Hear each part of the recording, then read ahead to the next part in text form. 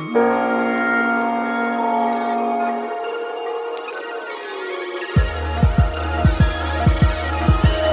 how's it going out there? Welcome back to the Past Week in Tech, episode number 3. We're going to be covering news from March 15th to March 20th, approximately.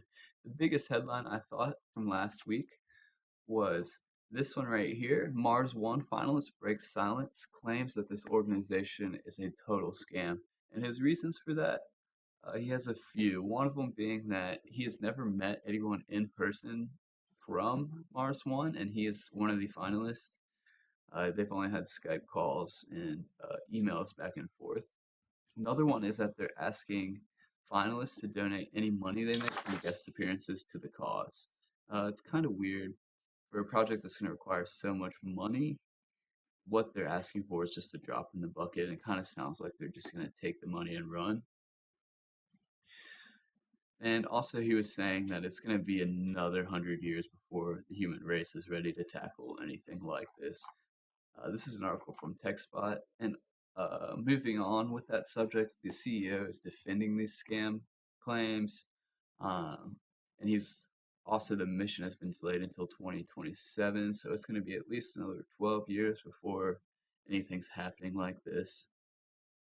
But yeah, this is an article from TechSpot as well. I'll post a link in the description. You can go check it out.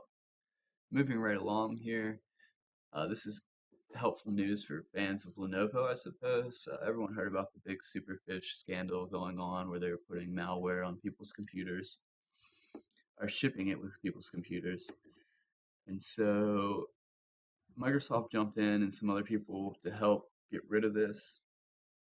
It appeared that about 250,000 PCs had Superfish removed with this Microsoft effort. Basically, you can see here by the graph, peaked on February 21st here, about 60,000 removals a day.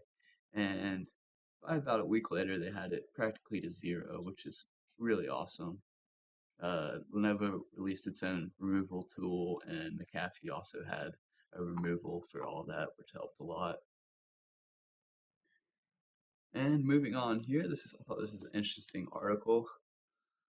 We have this from DSO Gaming, Dark Side of Gaming, and basically it's titled Paradox on How to Fight Back Piracy in City Skylines Pirated Copies During the First Day. So the makers of City Skylines, they've basically come up with a way to fight pirates, and that is to release updates very frequently through Steam.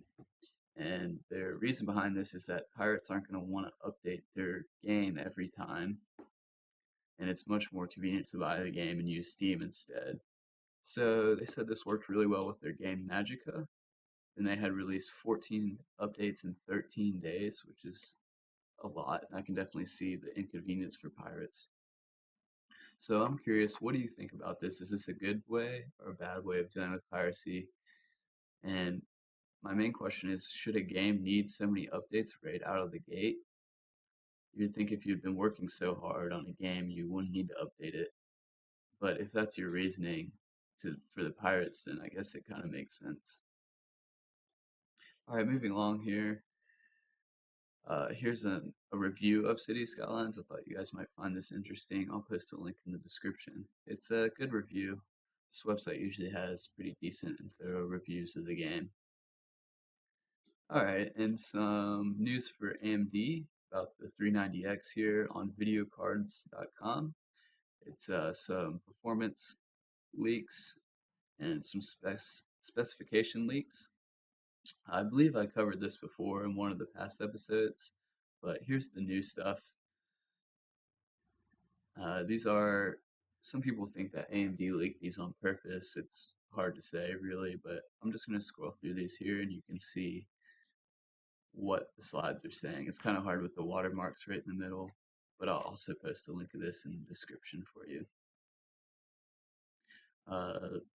The thing you should take with a grain of salt is this graph right here.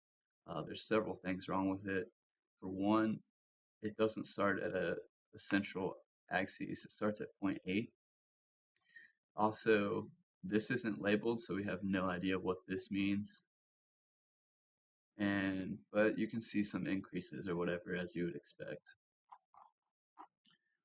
Alright, moving right along here. Microsoft has revealed its hardware requirements for Windows 10, both the desktop and the mobile versions.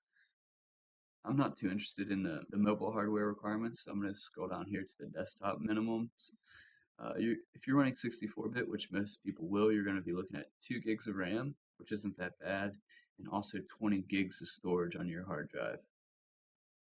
You're going to be running DirectX 9, and if it's a tablet, you're going to need power, volume up and down, and optional start and rotation lock. And I went ahead and pulled that graph out of there to make it a little easier for you to see. And that about wraps it up for this week in tech. I do have some other headlines to mention. Microsoft released Office 2016 and also Skype for Business previews. And going along with Windows 10 here, the updates are going to be delivered with P2P technology. In other words, peer-to-peer technology like your torrents use and other various technologies like that. All right, that wraps it up for this week's episode. I hope you enjoyed. Give me a thumbs up, a subscribe, and a comment if you'd like. Thank you.